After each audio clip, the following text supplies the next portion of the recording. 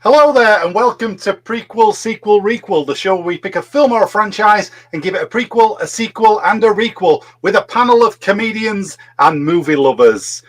We've got a classic tonight for you. We've got Terry Gilliam's Time Bandits, a bit of an old school Terry Gilliam classic for you. It's going to be a bit of fun. I hadn't seen this in a while and enjoyed watching it again. So we're going to crack straight on with the show. If you're watching live on Facebook, YouTube, or Twitch, welcome. Leave a comment to join in with the show as we go this evening. But first of all, let's meet our lovely panelists this evening. First of all, he's here every week. He's a comedian, or he likes to think so. It's Mr. Eddie French. What was that? Just thought I'd try something different. Did you? Well, yeah. You've sorted out your formatting a minute ago. You were squashed, weren't you? I was squat and unattractive, and now I am brilliant looking. How are you? You're right. All right. Yeah. How's your week been? 2 weeks. We've been 2 weeks. Yeah, we haven't been here for 2 weeks for a while, haven't we? Yeah. So yeah, they've been all right. There's, people are probably going to be watching a lot tonight because they're allowed back in beer gardens again. And hey, we've got some viewers. We've got viewers. So no, I'm sure we have, but I'm guessing they've all said, "Oh no, I'll just have one," and rushed home to watch this. So clearly, they're watching it on a big screen in a beer garden, outside on YouTube. I mean, I reckon they. You know how all those pubs have got like little signs in the window saying, "Oh no, we're licensed to show Twitch streams in here." That's what it'll be. That's the latest thing. Speaking of the latest thing, yeah, it's not bad. I've got nothing with that intro. She's a lady about town. She's probably back at work now. Well, no, she's a comedian herself. She's in the Discount Comedy Checkout with us. It's Natalie Smeaton. Hey up, how are you doing? You all right? You did save it. I'm all right. Are you all right? I'm all right. Are you all right? I'm all right. Are you all right? I'm all right. Are you all right? Is he all right? Are you all right? Are you all right? I'm all right. Are you all right? It's been 2 weeks. Eddie just reminded me. I forgot. Yeah, I've missed you actually. Oh, just me. Just you, not Eddie. Yeah. No, yeah. Eddie. Yeah, Eddie, I did miss you. I'm sorry. She missed you more, she told me. Last week, I sat in front of my computer for far longer than I needed to, just suggesting three new additions to the Xanadu canon. He didn't know. He didn't know it wasn't on the show. You didn't tell him, did you? Tell him. I forgot. Yeah. Oh, no. No, Eddie, I said it because really my feelings for you run very deep. So I have to disguise them by making you feel bad about yourself, obviously. Well, I'm afraid you've both missed out on my brilliant retelling of the story of Xanadu, but in a... Keep pushing that Xanadu. We're not biting, though. We're never going to do Xanadu for you unless one of our guests suggests it. So you can get that out of your head. It was the story of Xanadu in a small Scottish village that only appears every 100 years. Brilliant. Sounds great. Anyway, let's get our special guest in tonight who actually picked the film this evening. Oh. Now, what can we say about this young man who's going to come and join us? He's done this show several times. He was actually there at its birth. Oh, yeah, he was. He did all the original shows, and he's come back tonight with a cracking choice of film, Time Bandits. He's a comedian in his own right. He's part of the Discount Comedy Checkout. We know him very well indeed. We've spooned with each other on several occasions. We haven't, but, it doesn't matter. It's the one and only Mr. Tom King. Whoa. He's not there. Here he is. Hey. There he is. Are you all right, Tommy? Moved interview. Yeah, hello. Can I just compliment you on the choice of film this evening? I enjoyed watching this again. Yeah. Good film. How have you been? You all right? Yeah, I'm okay. Have you been in a beer garden today? No, nobody has. No. Have we? No. Maniac. Have you been in a whiskey shrubbery? I did. Yes. I went to the post office earlier, and I walked past the beer garden, and there were loads of people sat looking bored in it. So freezing the tits off. Yeah, freezing. Going, it's worth it. Yeah, forgotten how to communicate. I was in a Rumwood, is where I was. A Rumwood. Nice. A Rumwood. Oh, nice. Good. I was in a port rockery. Oh, marvellous. Well, we thought you would be. I know several people that went to a gin thicket. I was going to say something about a whiskey stream, but no, I don't know. Let it go. Let it go. Big T Moore's here. Hello, Hey, Big T Moore. Right? How are you doing? Hope all had a nice Easter. We did. I think I'm speaking for everybody there, but yeah. I hope you had a nice one as well. Yeah, you did. I don't know who Big T is. Big T. We love you, Big T. Thanks for joining us. Right, he's still got an Easter egg. You sneaky bugger. How many did you have? Look at you stroking your egg. Does that a lot, Tom. Right, so you are watching along online. If you're there on Facebook, YouTube, and Twitch, thank you for joining us. We'll explain briefly the show. These guys are our panelists this evening. They're going to all pitch a prequel, a sequel, and a requel in that order for Time Bandits. They get a minute to do so, and then we vote on the winner of that round. Okay, then they get to ask each other a question as well to try and put each other on the spot. So, without further ado, we will crack straight on. But just before that, I'm going to read you the DVD box of Time Bandits. Oh my God! This is how they sold it to you back in the day. Ready for this one? No, they're never really very good. These they never really explain the plot of the film. Anyway, we'll see what this one's like. Here we go. Terry Gilliam introduces Randall, Fidget, Wally, Og, Strutter, and Vermin, a troop of tiny bandits challenged with the task of patching up the handiwork of a supreme being who was forced into creating the world in only 6 days. Instead, the greedy bandits, accompanied by a classic English schoolboy, steal the priceless map of the universe and are swept away on a whirlwind adventure through time and space, encountering bizarre incarnation of Napoleon, Robin Hood, Agamemnon, and other playmates. Weird. Playmates? Yeah, there's some really weird words in that. Really. Hold me closer, tiny. Also, patching up the handiwork of a supreme. They don't know that they're doing that at first. It's really weird. Anyway, that's what it's about. That's like the twist in the tail. Yes, spoiler. Anyway, so that's the story. We've got a good cast in this. We got John Cleese, we got Sean Connery, Shelley Duvall, Ian Holm, Michael Palin. We've got them all in here. David Warner, David Rappaport, Kenny Baker of Star Wars. So I mean, straight away. And loads of other people as well. Kenny Baker, the beloved space bin. Yeah. Well, did you notice he was wearing a sieve on his head all the way through, which is a nod to R2D2? Right. That's an actual proper nod by the director. That. Ah, excellent. Very nice. We've got a quick. What's this from Big T? My Street was listening to Win the World's Note about Alan Bennett, BBC Radio Resident, Alan Bennett all over the place. Really want The Shining. Alan Bennett's The Shining. That'll be a treat. Right then, so let's we'll go straight on with the prequels. Play inevitably made Jack a rather tried to get on with it before he did his Alan Bennett. I tried.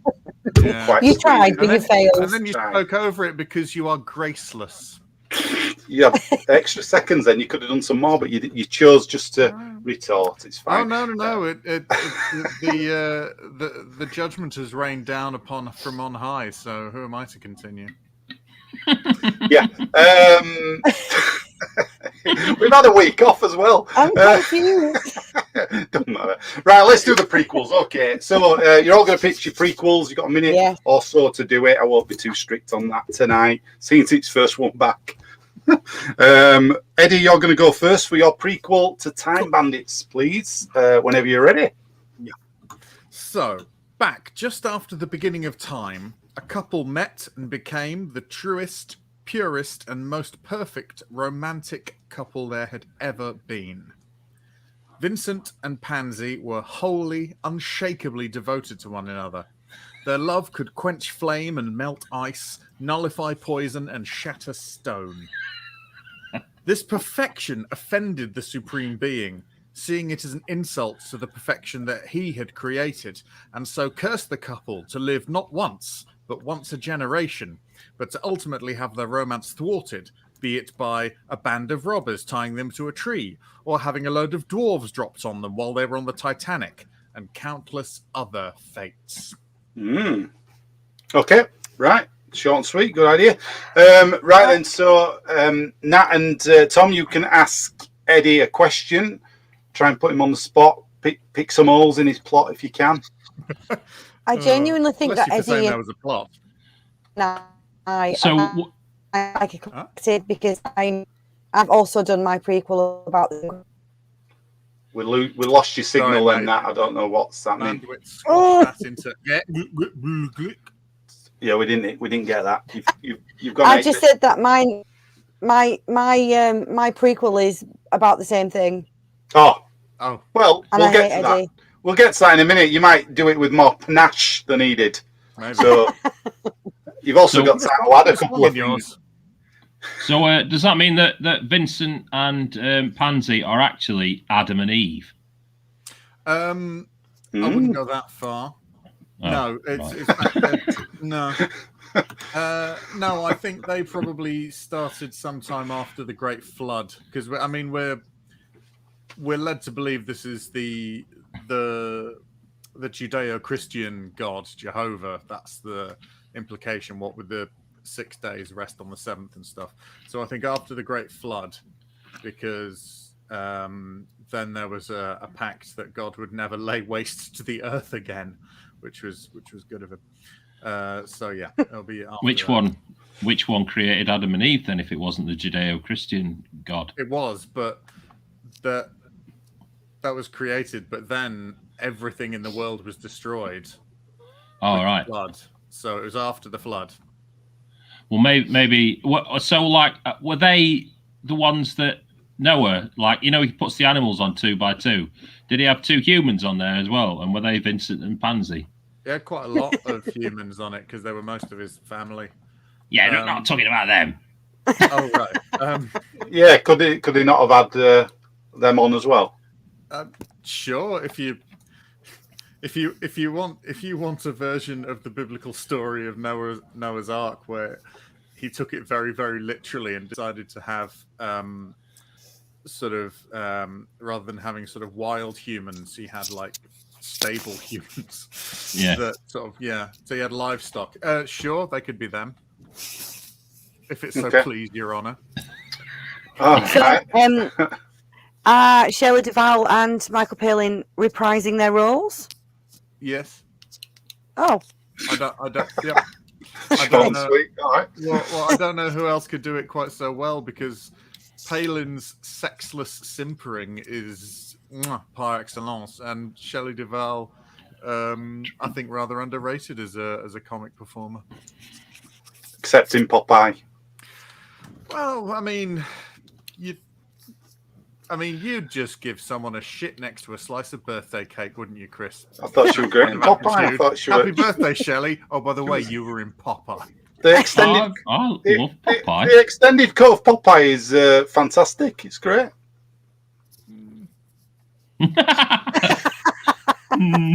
It's fantastic.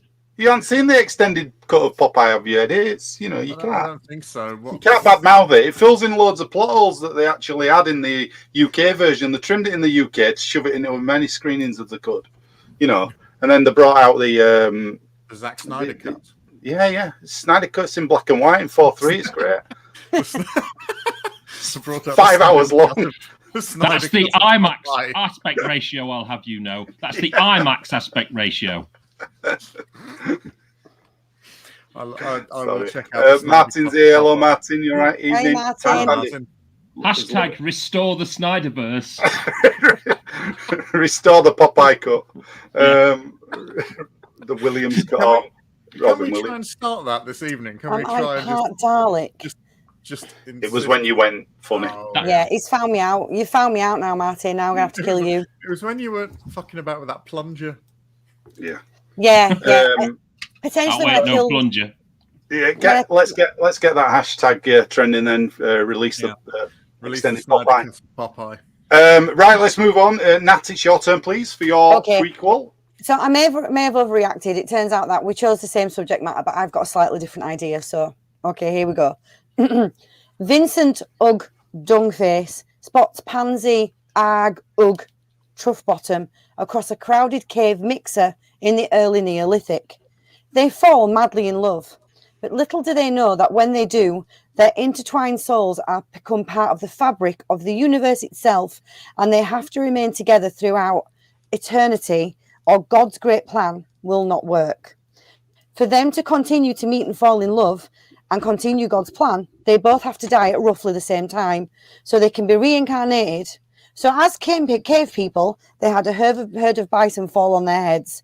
As Romans, they were both eaten by lions in an amphitheatre. And as Dark Age peasants, one gave the other the plague, and they died in each other's arms. And so it goes on through time until God brings an end to the universe, because their love story is part of the very fabric that holds it all together. Mm-hmm. All right. Mm-hmm. Very nice. Eddie and Tom, you can ask a question to Nat then on her version. Is it their mere existence is what causes love throughout existence? Yes. So Give the because use of existence twice there. right, hashtag full disclosure to any audience members. First time I watched Time Bandits in my entire life was last night, and the ending, I found it was very cynical. I've just been telling the guys it seemed like a very cynical movie to an adult. So I felt like I had to create a storyline that made it a little bit easier. So yeah, essentially, as soon as Vincent and Pansy meet for the very first time, thousands and thousands of years ago, they become responsible for what holds the fabric of the universe together as love. So they've got to continue to meet and fall in love for everybody else to continue to meet and fall in love. And if evil had known that and just stopped them being reincarnated, then it would have been a lot easier for him to take over the universe, because they wouldn't have been love.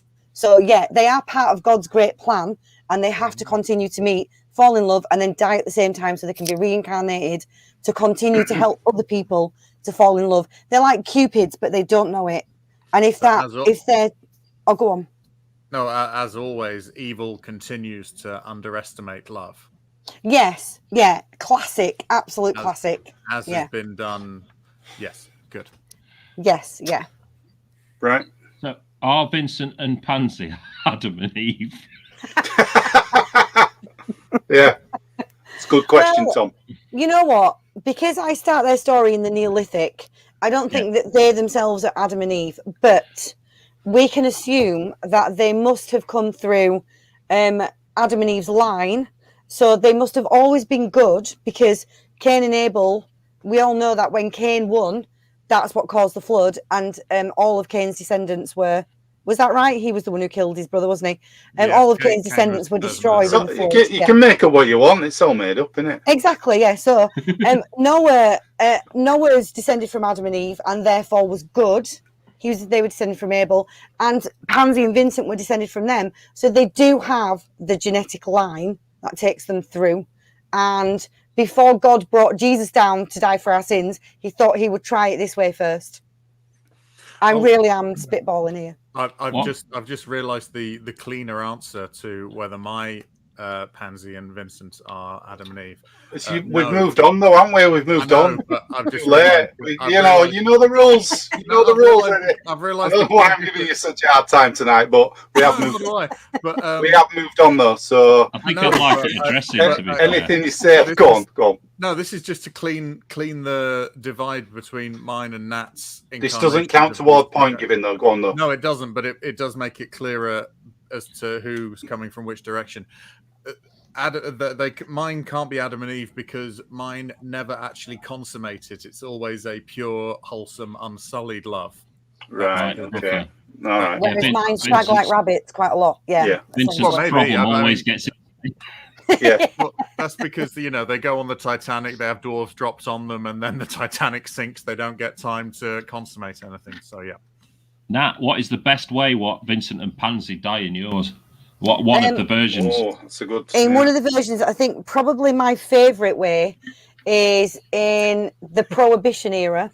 So they are both bootleggers, and they've set up a moonshine distillery in the woods, and they get the mixture wrong, and both drink it and go blind and mad, and think that the other one is a monster, and beat each other to death with the broken end of a bootleg gin bottle. All right, it's good. Yeah. Right, no further questions. Tom, it's your turn for your prequel to Time Bandits. Right, so in mine, Warwick Davis off of Willow and Peter Dinklage off of Tyrion Lannister, who are the only two small actors I know now, are sent by the Supreme Being, who is now played by David Mitchell, to map all the time holes that he created after he sneezes whilst making the Sahara Desert and releases all the time holes into the world. Along the way, they make lots of new friends who have been displaced through randomly appearing time holes that they have to try and get back to where they're from, including an English tosser played by Ricky Gervais and a super soldier from the future played by The Rock. Vincent and Pansy are back, again played by Michael Palin and Shelley Duvall, being humiliated throughout time again, with Vincent's problem being worse than ever. Okay, cool. Right then, questions then. Nat and Eddie, you can ask away. Yeah, I just want Tom to tell me what he thinks Vincent's problem really is. And do you reveal it? Do you reveal it in this movie? I don't think it should ever be revealed what the problem is, but if I had to guess, I'd say that he has probably got some form of large enlarged cyst on his scrotum, which is causing, stretching of the vas deferens and living unable to ejaculate without severe pain. Okay. Also known as the Zac Efrons. Yeah. He's got a case of the Zacs. Does that... Because at one point he does say that he desperately requires some fruit. Just hungry. Yeah. Well, that's it. I assumed it was in reference to his problem, but you think he was just hungry? He was just, and now my blood sugar's getting low. I could do air. Possibly. His problem is that he's got, like, because of the cyst, which is leaching sort of bad pus into his semen. Perhaps his spunk smells really bad, and he has to have like pineapple to make it smell better. Oh yeah, you know, like that. You can do that, yeah. That rumor, yeah. Perhaps he's got like really sort of like that rumor. You know. You work in a lab, you dirty boy. You work in more pineapple. A brackish pineapple-smelling lab. I have smelt some bad spunk in my time. Apple sours. Yeah. Right, Eddie, have you got a question for Tom? About this, not about yeah. All I can think, yeah. Sorry, I just realised that I just went. Would you go on holiday this year? No, about this. Right. Do you really think it's time for the pubs to be opening? I mean, is it safe? I don't really have one. That was pretty comprehensive. Okay. So who are they meeting this time? Do they go on a time thing? Yeah. Where are they popping up? Oh, sorry. They have to. I said they encounter a displaced sort of like accountant from Britain, a tosser, that Ricky Gervais, the super soldier from the future. There's various different people that they meet. They've got to go and map all the missing time holes. Right. Yeah. So they're responsible for creating the map for the Supreme Being. I just wondered if there were any more sort of historical figures, because obviously we meet Napoleon and stuff like that. But are you going for slightly more sort of everyday people? Well, the everyday people are the gang that they meet along the way, but they do end up in lots of different times. So I imagine that you'd have to have them meeting Robin Hood again, and there'd be various other different sort of historical characters, whoever you want. Probably, I don't know, probably Hitler. I don't know, like, Hitler might get displaced and end up becoming. I think I'd written something else as well, but I can't find that bit. Becomes like a pharaoh in Egypt or something. Yeah, something like that. Yeah, that's a good idea. What would that look like? Now. All right. So wait a minute. So when Moses says to the pharaoh, "Let my people go," and it just turns around and it's Hitler. That's a really ominous twist, isn't it? Yeah. I don't think I will be doing that, Herr Moses. Yeah. Wow. That's a really frightening alternative history, isn't it? It is, yeah. Right then, so that's all the prequel pitches. I'm going to give you a quick recap. This is where you guys playing at home, you can vote for your favourite. I'll give you a quick recap though. Just put your vote in the comments and we'll have a look in a minute. We'll vote in the room as well. We get one vote each. You can't vote for your own. Right then, prequels. Eddie's was basically Vincent and Pansy meet. They're the purest couple ever. The supreme being is offended by this, and they live for it's like a curse to live forever, going recycling their love throughout time. Okay. Nats was Vincent and Pansy again. They're in a cave. They meet in a cave, fall madly in love. Their souls are the very fabric of the universe. Okay, a little bit different, but yeah, it's all entwined together like that. So it's actually, I guess, more consequences. Tom's was about Warwick Davis and Peter Dinklage play the main characters. They're sent by the Supreme Being to, I can't say being. What's wrong with me? Supreme Beam. There you go. Fish. Yeah. They're sent to map all the time holes throughout the universe after the Supreme Being sneezes.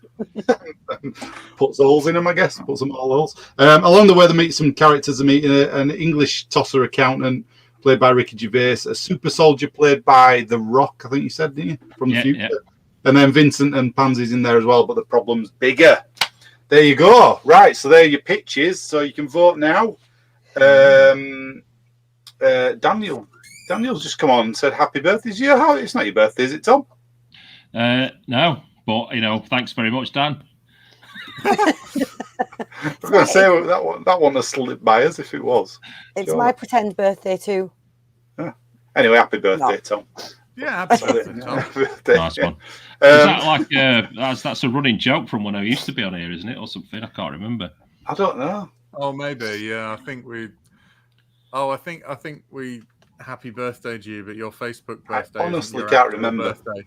So and then we just carried on saying it for about a month. Well, Daniel hadn't tuned in since then, so he probably thinks nothing's changed at all. Right. So I'll still be doing that brilliant joke about Tom's birthday. I reckon. Yeah. Anyway, but we'll get a vote in the room. We'll let those votes come in on the comments. Right, what we're going for? I'm going to go for Tom's straight away. Yeah. I've got to say, Tom had me at Peter Dinklage, Warwick Davis, and The Rock. I actually do. You know what I'm like on here as well. I sometimes do vote for the ones where I think I could see him making that, and I could. That is a good. It's a good idea. It's a good idea as a prequel to get him. Going around mapping all the things. You could have loads of crazy adventures. I like it. Yeah. Right. Yes. Okay. I'm voting for that reason, and also that voting for Nats sounds a bit like voting for mine. Yeah. So it's sort of just because they were so similar, I will give a joint vote to Eddie and Nat. It's never happened in the history of the show. Thank you, Thomas. Can we allow it? Yeah, we can. We can allow it.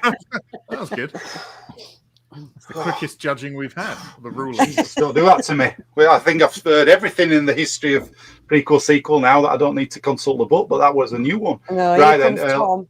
Let's have a look. Daniel Gaunt, my vote. It's using your Facebook name. My vote. As soon as he said Warwick Davis, however, if Eddie's it'd have been points by the host. It may have been a different outcome, but alas, we will never know. Rules are rules. That's right. Rules. True. Bringing that gangster talk in here with your heads. rules is rules. That's right. Gangsters are usually very hot on rules, aren't they? Yeah. Yeah. Snitchers get stitches. That's one of them. Yeah, they don't get votes. That's for sure. What else we got? Big team representation. Now, all you need is love and personally a good pie. Thank you, Big Team R, and I agree with the point about the pie. I agree with the pie point. Looking for the love pie. We all love pies. We all love pie. We do love pie. American pie. Ooh. So there's no more votes coming in. People are watching, but there's only been a couple of votes. Anybody else want to vote? I'm going to have to close it in a minute. 5, 4, 3, 2, 1. Tom, you're the winner of that round with 4 votes. Well done. Thank you. Well done indeed. There we go. But I say it every week. It's still all to play for this evening. It's not over yet. So much. He said it. Still all to play for. Oh, And now we're gonna rotate. We're gonna rotate the players. We're gonna rotate the players. What? This was not at the Rotate last round. meeting. I'll rotate everybody around. What? I know. Right, here we go. We're going to move on to Here the we go. sequel. So, Nat, you're going first this time. That's what we do. We Oh, I rotate the didn't see that players. coming. I I know. didn't see that coming. Mix Wow. it up. Mix it up. So, yeah, your sequel then. Let's get Okay. straight on with this whenever you're ready.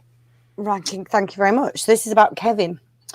Embittered and furious that essentially he was left homeless, parentless, and without any belongings, Kevin grows up vowing to seek revenge on Randall's crew, God, and the fire service. You know, since they all dumped him as soon as God gave him, Randall dumped them as soon as God gave him their jobs back, God dumped him, and then the fire service drove off and left him.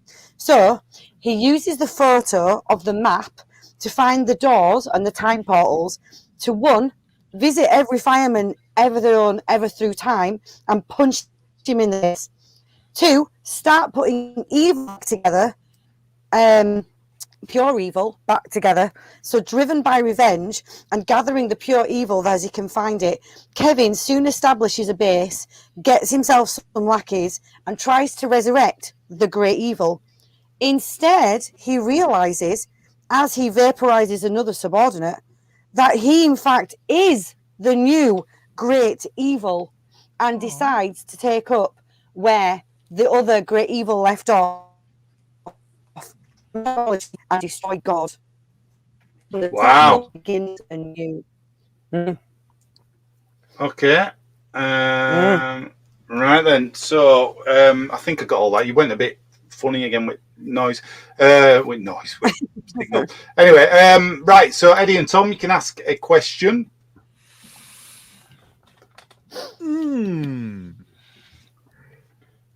Oh no, I don't bother. How Yeah. old are we talking? How far after the original film are you setting this? How old is Kevin?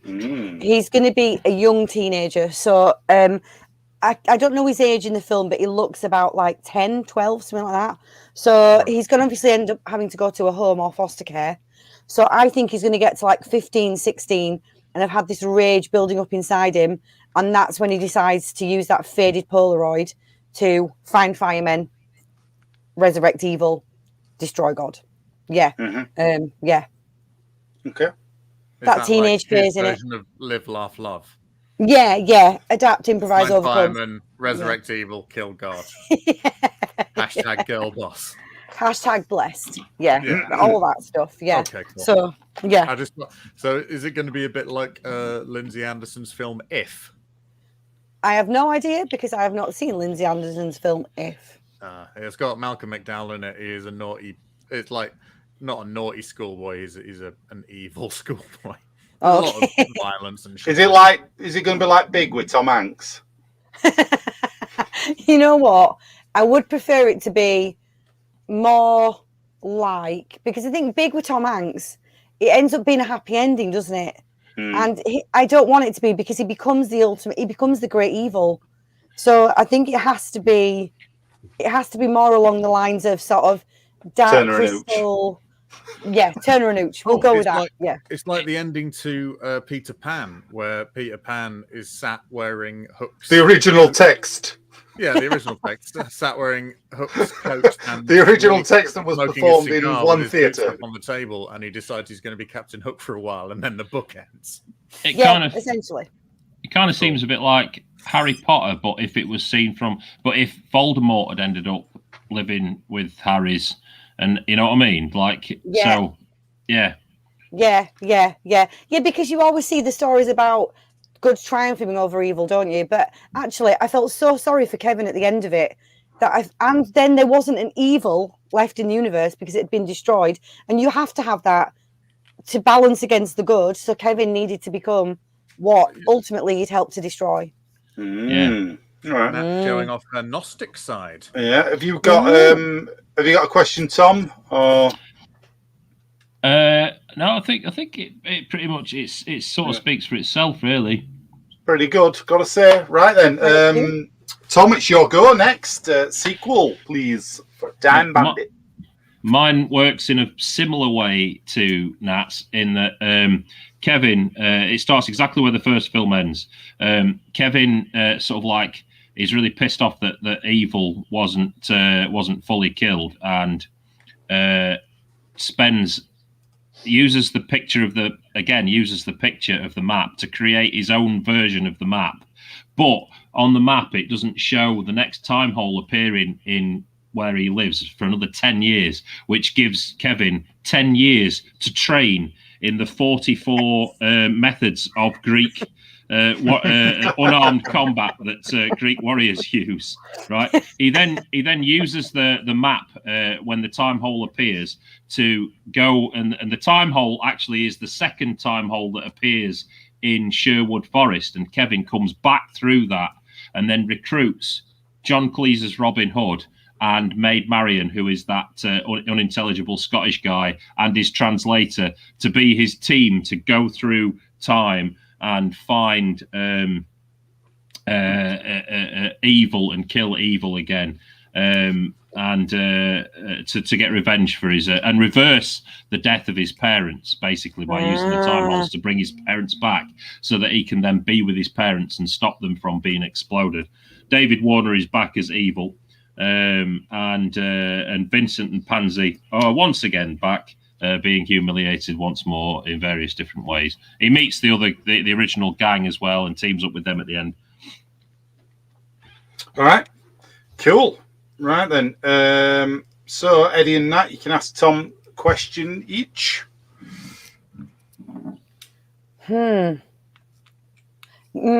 This is a good one. Now, I have a particular soft spot for Jim Broadbent. Will he be back in it? Oh, I think you'd have to have Jim Broadbent back in some capacity, because he was obviously sort of like evil, a manifestation. Evil was playing Jim Broadbent's compare at that part, so you could have Jim Broadbent back at various different points. Jim Broadbent's character probably you see on the TV in the background when Kevin's training and all that kind of stuff, carrying on with that game show. Yeah.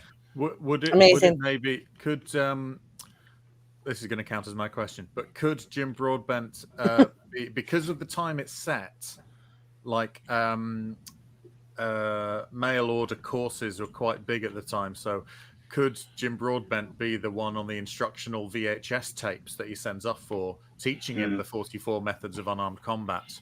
Yes, I think so. Yeah. Like he could be or Davina.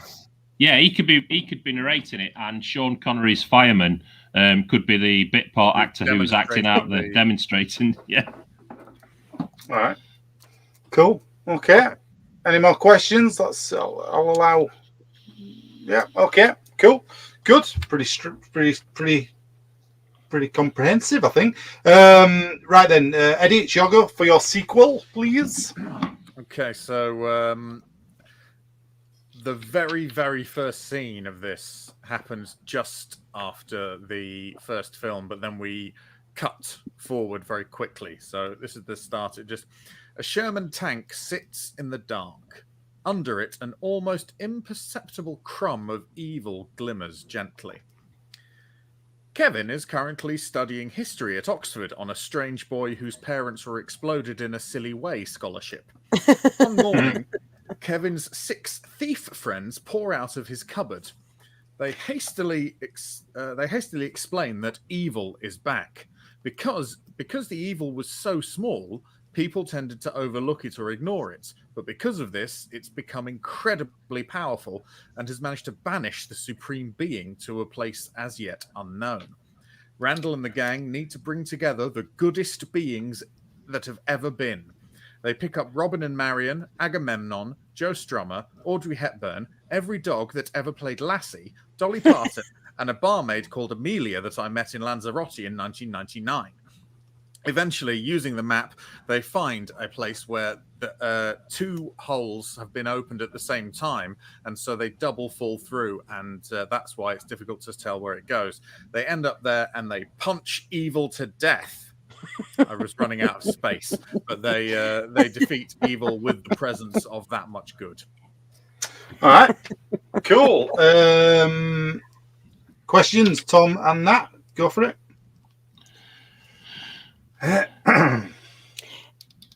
Is it not counter evil? Is it not evil to punch evil to death? No.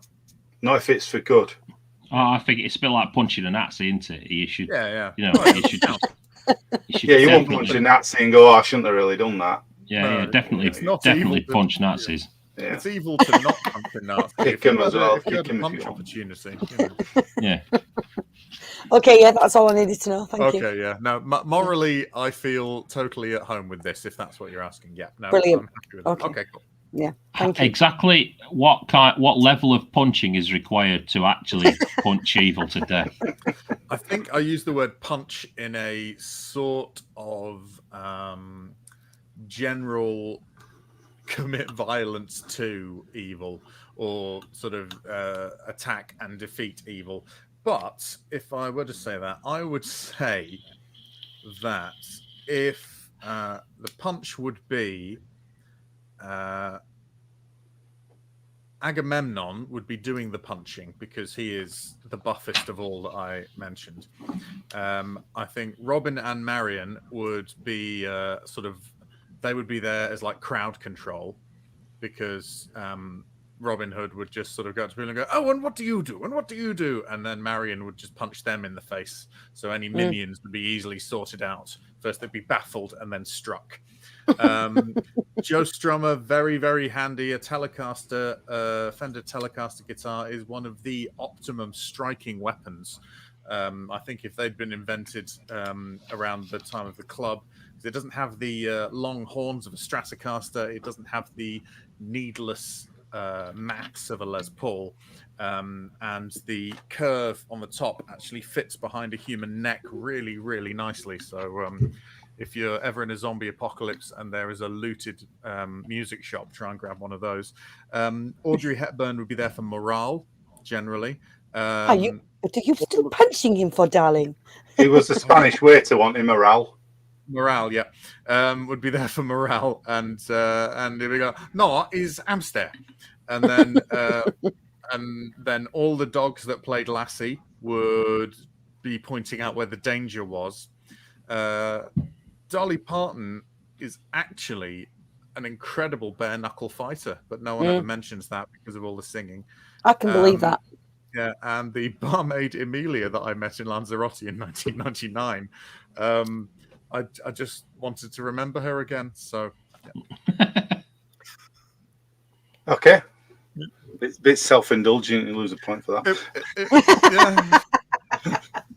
What? That's nearly as bad as the time when you went, "I am going to be in this, playing all the characters." Or whatever you said. I did not say all the characters, but I said I wanted to be in it. All right, cool. Okay, right. That's the sequels then. I'm just annoyed because have you had your questions? You've done yeah. Questions. Yeah. Yeah. I got in touch with your agent about being in one of my films, and they never passed it on. So don't blame me. About what? Not being in one of my prequel, sequel, or requels. I sent it to your agent, but they didn't forward the script on clearly. Yeah. So have a word with them. Unsolicited, mate. Unsolicited script. Sorry. I won't touch it. Sorry. It's hard rule. Learning tonight. Don't send unsolicited stuff in. Let's crack on. We got an important announcement from Martin. Actually, he's back. He was ordering his free COVID test. So excellent. Get your free COVID tests. Apparently, anybody can get them now. You don't have to be. Yeah. Claim you're at a school. Yeah, so that's nice.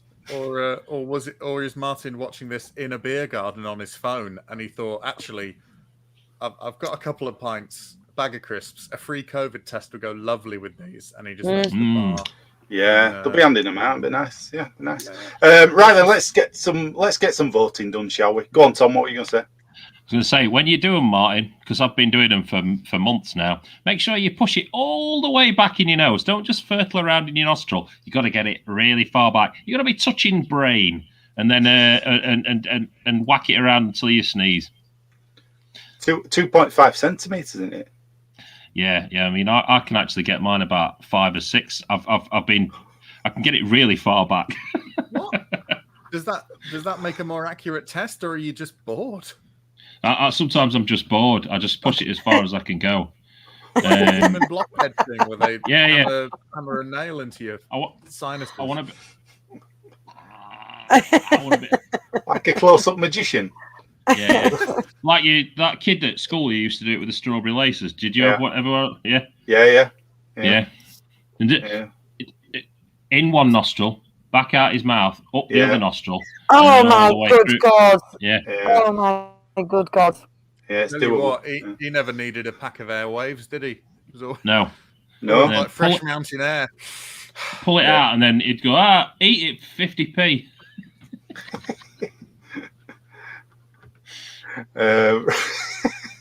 We got what's this? Good point, Eddie. But been snowing off and on, so I might wait for weekend pub.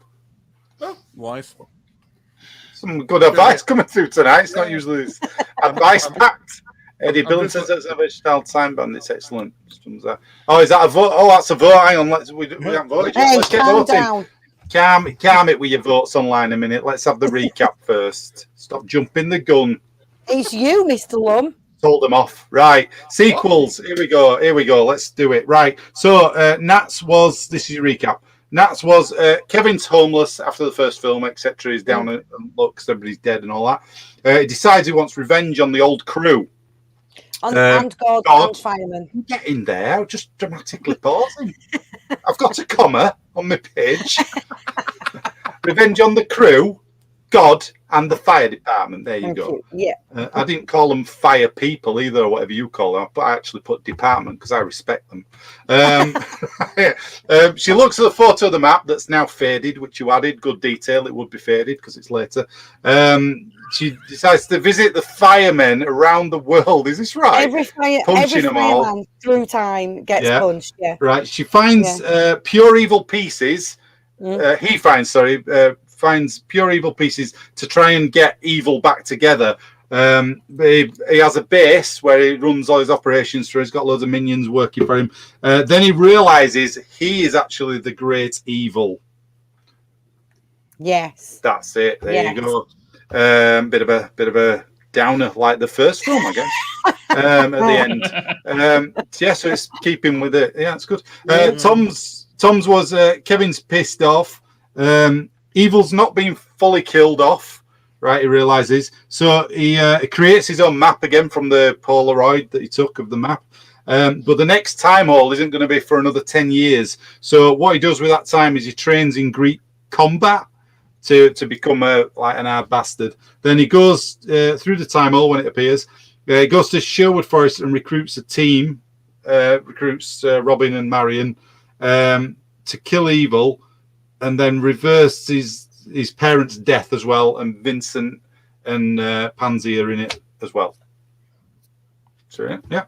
On the original team are in it as well. They meet them as well. Forgot about that bit. Eddie's was it's right. It cuts to. He said it was just after the first one, but then it cuts to the Sherman tank. The Sherman tank is at the time of the end, like because when the chunk of rock goes under it. Yeah, chunk of rock under it. Another piece came off that. Right. Not the one that ended up in the microwave post oven. Yeah. Okay. Kevin's studying history at Oxford. He got there on a because his parents were dead. Yeah. That was a scholarship to Michael Palin, who studied history at Oxford. Right. Okay. The six thieves, the band of thieves, come out of his cupboard and say, "Evil's back." Evil's banished the supreme being, so they've got to go get him. So they pick a team of good people throughout history. You had a list of them. If you want to reel them off quick. Robin Hood and Marion, Agamemnon, Joe Strummer, Audrey Hepburn, every dog that ever played Lassie, Dolly Parton, and a barmaid called Amelia I met in Lanzarote in 1999. There you go. And they punch evil to death. Right. Get your votes in. Let's do it. We'll vote in the room. You can vote online. Get your vote in the comments there, and we'll have a look in a minute. I'm going to vote for Nat because sometimes I'm in the mood for a just drearily bleak ending. So and that pretty much fits the bill. So yeah, I think tonally, if this wasn't a fun adventure made to entertain children, then I think that is what Time Bandits would be if it was aimed at slightly more cynical adults. Yeah. Okay. I'm going to vote for Eddie because I'd like to see. I really want to see evil being properly punched to death. See, and I'm going to vote for Eddie because Dolly Parton's in it. Oh yeah. Dolly Parton. Yeah. Yeah. I'm still looking here. So it's a tricky one, this, because two of them are similar but not.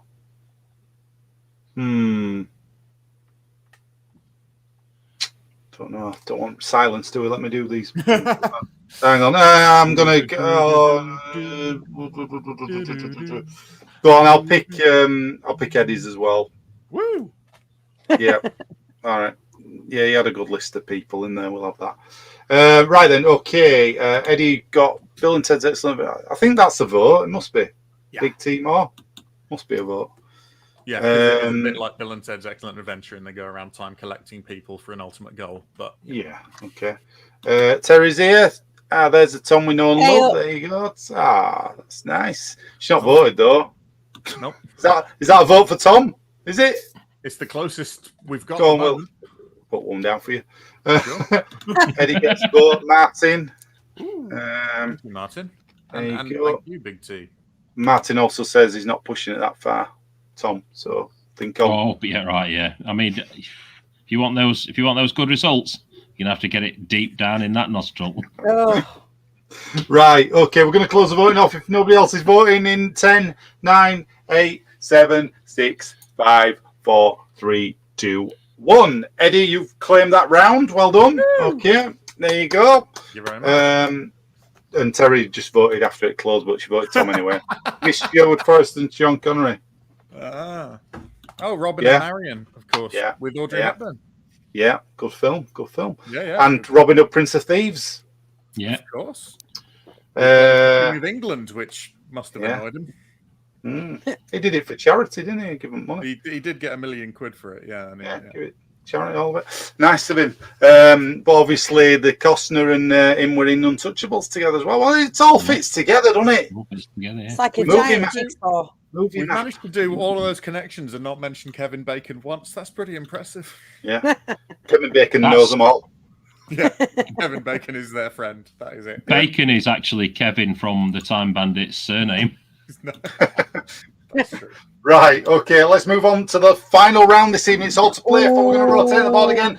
The Requel round. So at the moment, Tom won the first round, Eddie won the second round. Will Nat step up to the plate and can I do it? Win? We don't know. What is on the board, Miss Ford? We're going to find out after the short break. What? No, we ain't got a break. Just thought I'd do it.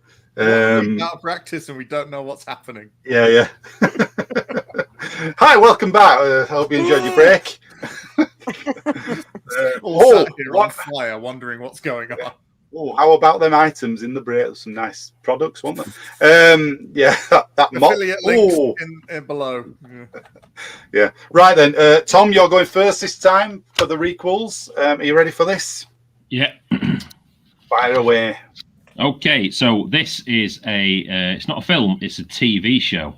It's a weekly TV show called The Time Bandits. Now, in this TV show, Warwick Davis and Peter Dinklage are the Time Bandits. They are actually time detectives. Warwick Davis plays Randall Strutter, and Peter Dinklage plays OG Vermin, and they are tasked by the Supreme Being, played by Bryan Cranston, Malcolm's dad out of Malcolm in the Middle. And what's happened is the Supreme Being's evil brother, also played by Bryan Cranston, as Malcolm in the Middle's dad from Malcolm in the Middle, has stolen a copy of his brother's time map, and he's going around history and the future, basically stealing, like going to where famous heists take place, and he's doing them himself. And each week, the Time Bandits have to go and stop the heist. with the help from various members of their team, including Vincent and Pansy, who are sort of like tech and comms experts for them. In a sort of background comedy, will they, won't they, sort of like relationship. So basically, it's a weekly sort of procedural time travel TV show. Wow. All right.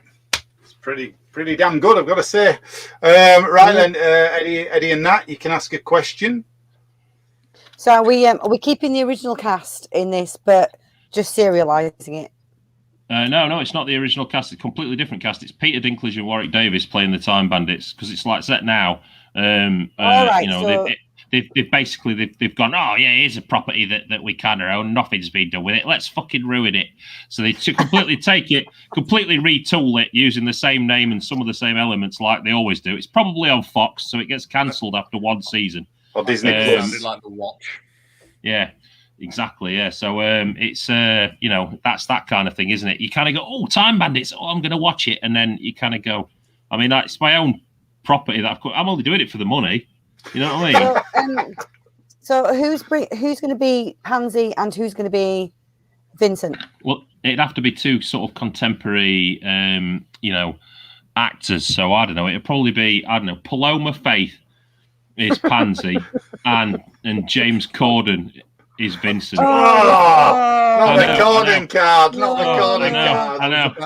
You know what, the Corden card? The Corden card is the anti-police academy card. If you want, can I make a suggestion, Tom? You've not been on the show for a while. Don't use the Corden card if you want votes. You won't get them. Oh, change it. No, I didn't think quick. so. All right, okay. Somebody else. It's Jack Whitehall.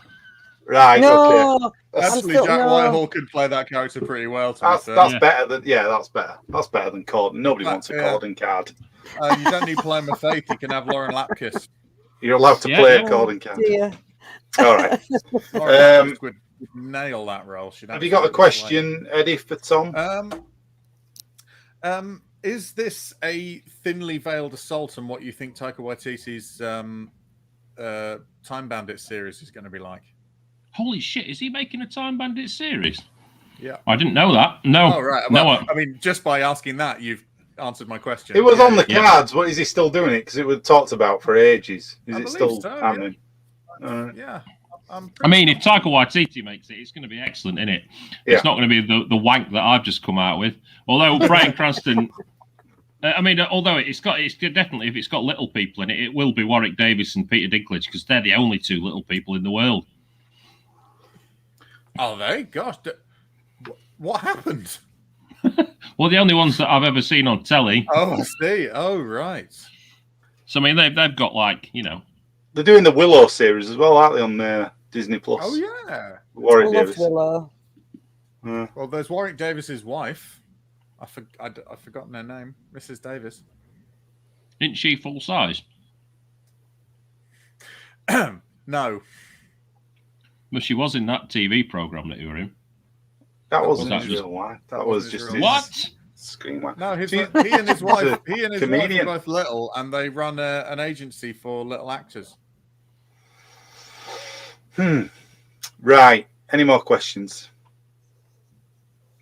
No. Right. Okay. Eddie, you're up. It's your Requel. Yep. I wouldn't do much to it. I mean, we've all had a good laugh earlier when we talked about the Snyder cut of Popeye, but essentially that's all I'm doing with this. I was serious about. No, sorry. I wasn't having a fucking laugh. I was serious. What are you on about? Go on. Sorry. But no, you're right. I would like more robbery. I'd like some extra, some actual banditry, because they do like 2 thefts and one of them doesn't come off properly because Robin Hood gives it all away. But I'd like to see like them go through like Incan burial sites, like sort of, you know, looting battlefields where the Mongol horde has torn through, sort of cities lost under the deserts of Africa and that kind of thing. I want to see more exotic locations and sort of heists and general theftery, because it becomes quite bogged down in fighting the evil sort of fairly early on, and I'd like to have seen more banditry, is what I'm saying. Yeah, okay. Questions then, Tom and Nat? What would be the best robbery that they would do, and when? I think they would steal the train that was due to be robbed in the Great Train Robbery. Good answer. I think they'd get a time when that train was going to be going along the line and the track was going to be where a time hole was, and they'd pull the lever and it would shoot off, and then Ronnie Biggs and all of his mates would go, "What's going on now?" and all that kind of thing. You could have Danny Dyer in it. Could Phil Collins be in it again? Oh, I mean, yeah. I didn't realize he was so desperate to, but yeah, sure. We'll have him. What we'll do is we'll dress him up like the detective he played in Hook for some reason, and it'll be a nice little nod. Yeah. Well, he was in the Great Train Robbery thing, wasn't he? Yeah, yeah. Buster. That's it, Buster. Not seen that for a while. Yeah. Julie Walters as well, wasn't it? Oh, good. It was. God bless her. Love Julie Walters. If we're having more banditry, are we having more Penny and Vincent? Yes, I think in every location there will be a Penny and Vincent. Did you say Penny? Pansy, sorry. I honestly thought, the fuck's Penny? Looking through my notes, going, what? My bad. Where'd she come from? It's all right. My bad. Yeah. I just completely copied what Nat said and decided that was fact. Yes, I think there would be. There is an incarnation of them in every notable historical time and place. Yeah. So yes, we would see them like for example, the battlefield after the Mongolian horde has swept through. Vincent would be lying there, sort of his guts out. There'd be sort of other bits, and then she'd go, Vincent, go, Pansy, and then they'd have a thing, and then she'd fall on a sword or something. You know. Okay. Cool. Okay, thank you. Yeah, okay. Right, let's move on. Nat, it's your turn. Your Requel, please. Okie dokie. So, you know those films that, and I can't remember a single one, now I'm trying to think of one, that are made up of short stories, but sort of interconnected. Right. This is what I want to create. So I want to delve more into the relationships of... Mumblecore. What? Mumblecore. That's what they're called. There you go. Thank you. So might be wrong. I went out on a limb there. I might be wrong. That's just Mumblecore's a form of rap, isn't it? I don't know. No idea. What's his name, isn't it? Where's our fact checker? We've usually got a fact checker in the comments on here. Yeah. Wes Anderson films are mumblecore, aren't they? No, I don't know. I don't know what it means. Sorry, go on. I didn't mean to shout. Mumblecore at you. It gets shouted at me a lot.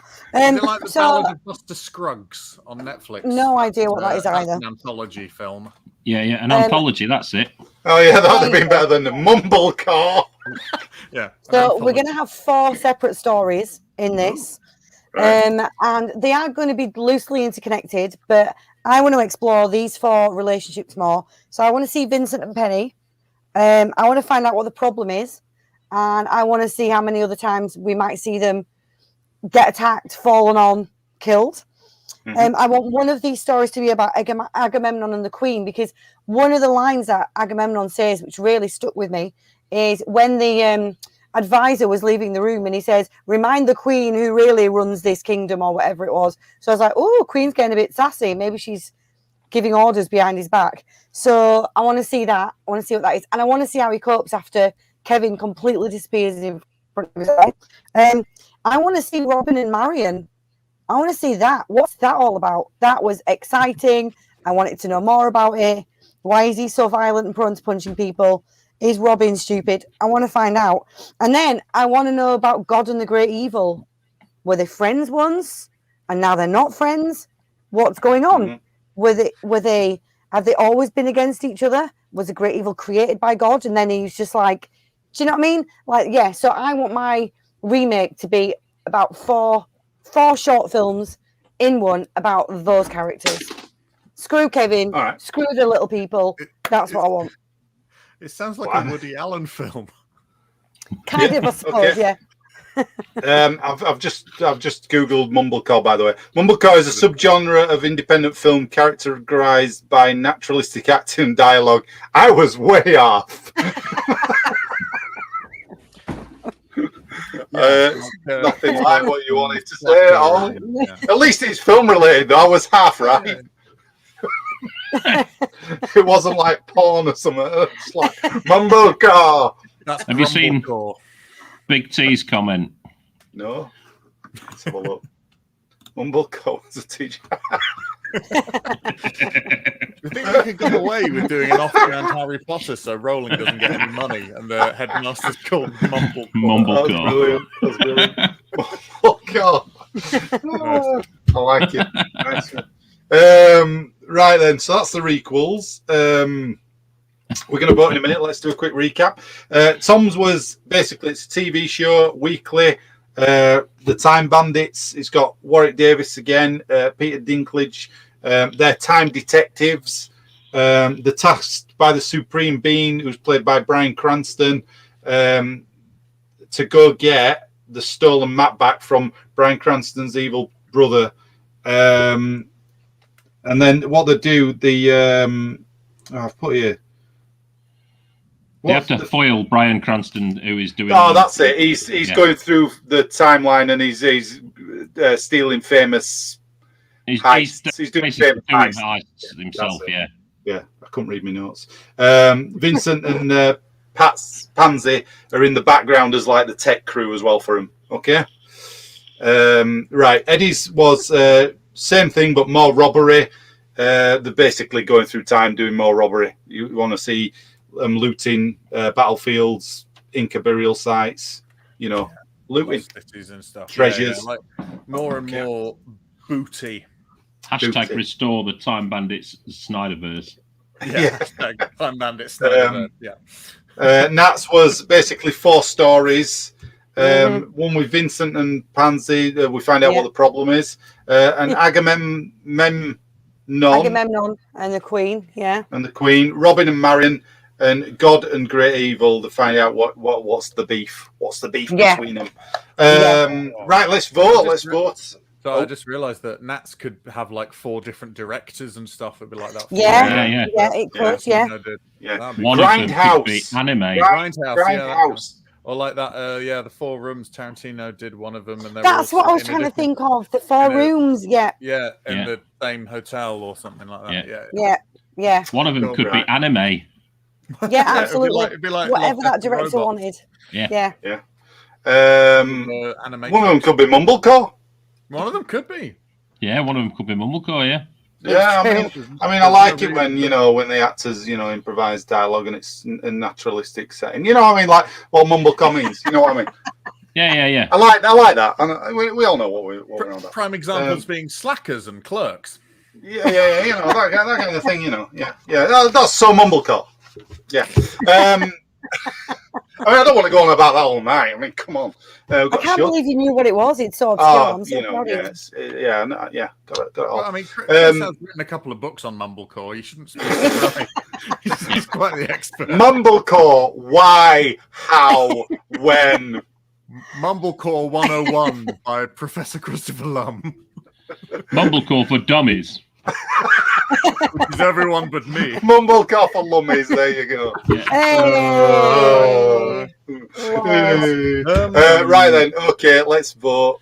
I think I'm going to vote for Nat on account of the fact that Tom's one is going to be soon. So I'm voting for Nats as well because I want to see the anime film.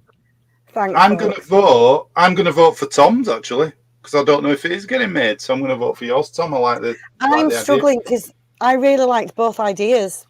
I like the idea. I like that the Time Detective, that's got a good ring to it as well. Time Detective, I quite like that.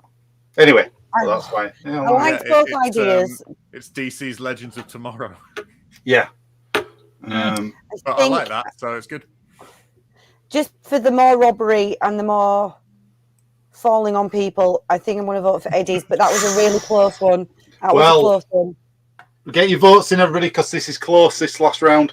While they're doing that, we'll give them a few seconds to get the votes in. I was going to say, your point about the not much robbery, I think you're right about that as well. It's for me, this film, I watched it again, I reminded when I watched it, I think they made a mistake by putting the Napoleon stuff at the start, because it's quite a long sequence. I think they should have chopped it up a little bit at the start to get everybody in. And this is why when I used to watch it as a kid, I wasn't bothered, because I was like, oh, what's this? I didn't quite get into it as much as it does assume a lot of knowledge about the Napoleonic Wars. It does, the audience. Yeah, it does, And I'm thinking maybe if they'd have put like some of the quicker stuff in there and got you into that bit, it's not a bad sequence. It's just I thought it was very weirdly placed. It felt more like that should be in the center of the film because it's longer. I know what you mean. There's also they do explain that they've not that's actually the first heist they've done, isn't it? After they stole the map, we want to be robbers, but that we've only done 2, and there was like that one and this one. Yeah, and that one feels like a sort of joke that Michael Palin would have made, and then Terry Gilliam went, "No, we'll keep that," and it really stifles it a little bit. But but no. Anyway, do you know? I wish I'd included in one of mine the pink Bunkadoo, because I really want to actually see. Oh my god! The tree that they get sacked for. Yeah. Oh, did you see the house that the Giants stepped on as well with the thing outside? It was from Mean the Life, wasn't it? You know, the elephant monster thing. I noticed that this time. Yeah. Let's have a look. Big Timor. My vote goes to Tom and his beard. Actually, they are a couple. It's not pretend. She and him do live together and are very much in love. So 2 votes. She has a name. Martin Cameron. Oh my God! Thanks, Martin. Appreciate that vote. Thank you. Is there any more votes? Is that it? It might be it. Might be all over. 10, 9, 8, 7, 6, 5, 4, 3, 2, 1. It's over. Nat, you've just got through with 3 votes. 3 votes. Oh. Thank you. Oh! Too late. Terry, you're too late again. Terry, I've won this round. Oh, there's 20. It's a full American thing, Terry. It's 24 episodes per season, and it goes on for 9 seasons.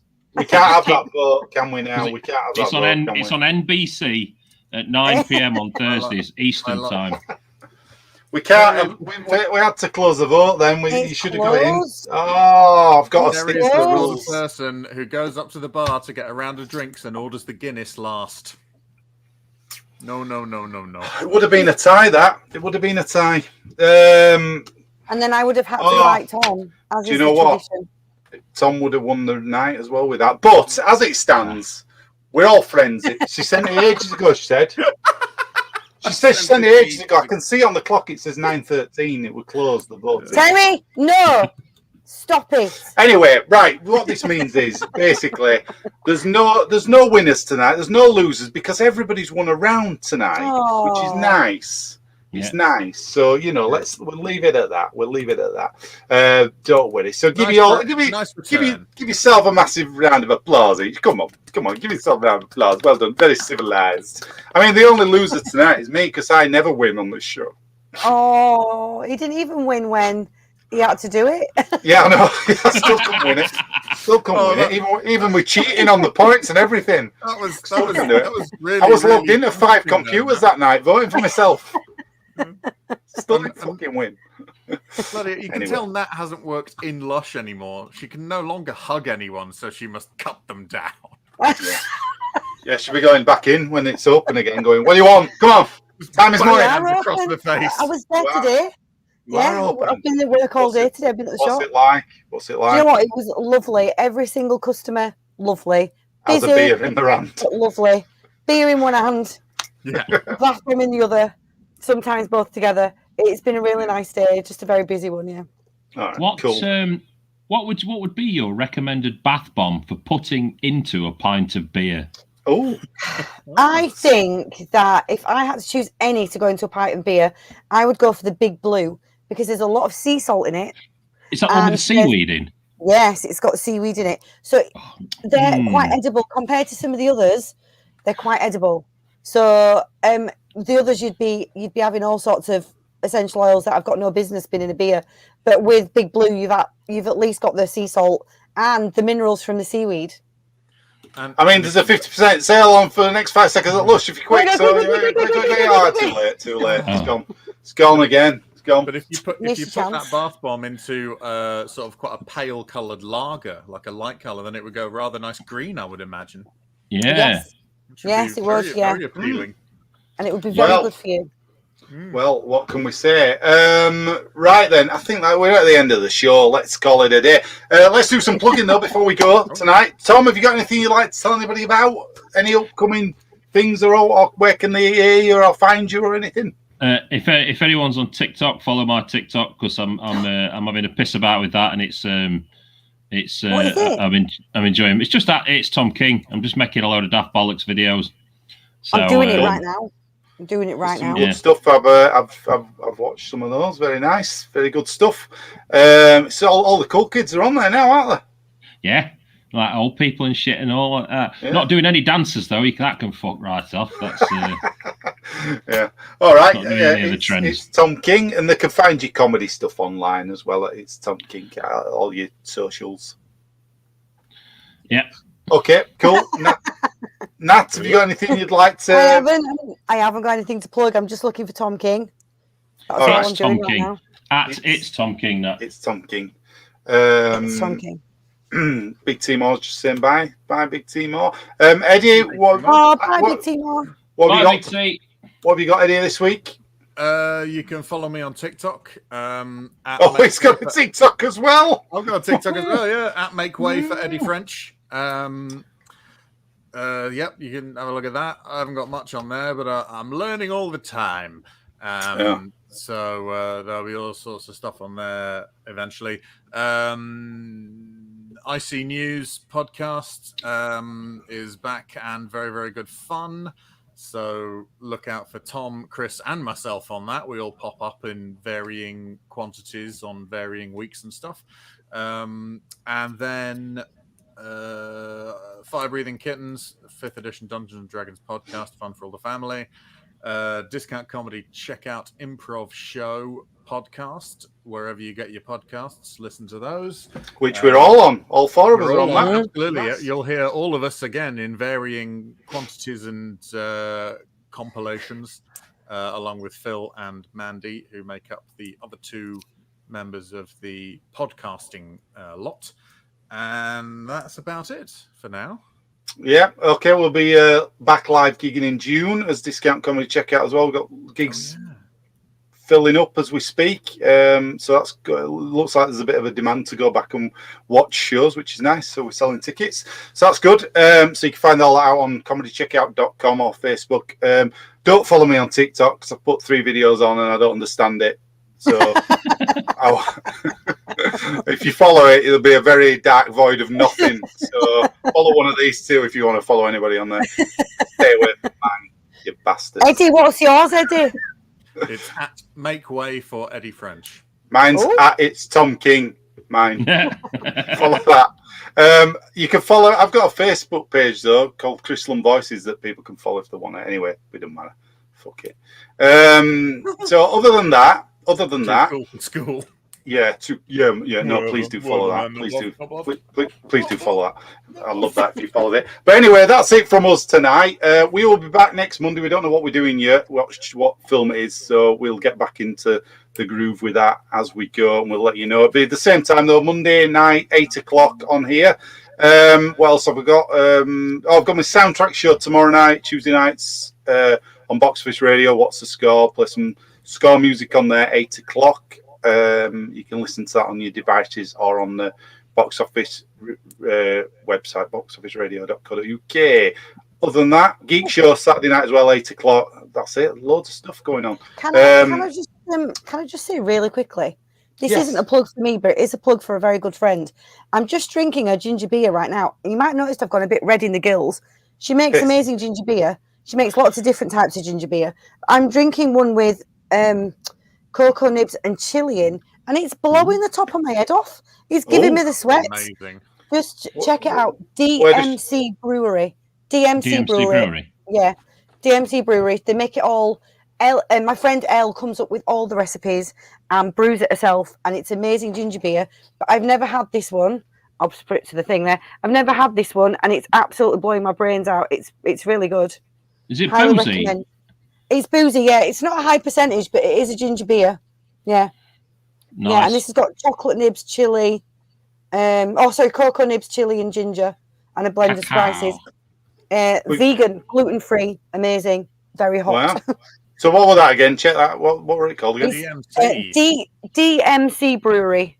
DMC Brewery. Check that out. Yeah. We've just got this message as well. Loch Ness, look, it's in demand for this show. Loch Ness. Coming soon. Loch Ness episode. We've got to get Beth Black on for that one because we did promise her. Yeah. Terry's just reminded me as well what's under the bed. I forgot the kids book. It's right here. I did a kids book. You can check it out. I've had some nice reviews. Yeah, it's for kids. It's for wee ones. Might scare them if they're tiny though. Don't read it to 2-year-olds. They'll shit themselves. They do that anyway.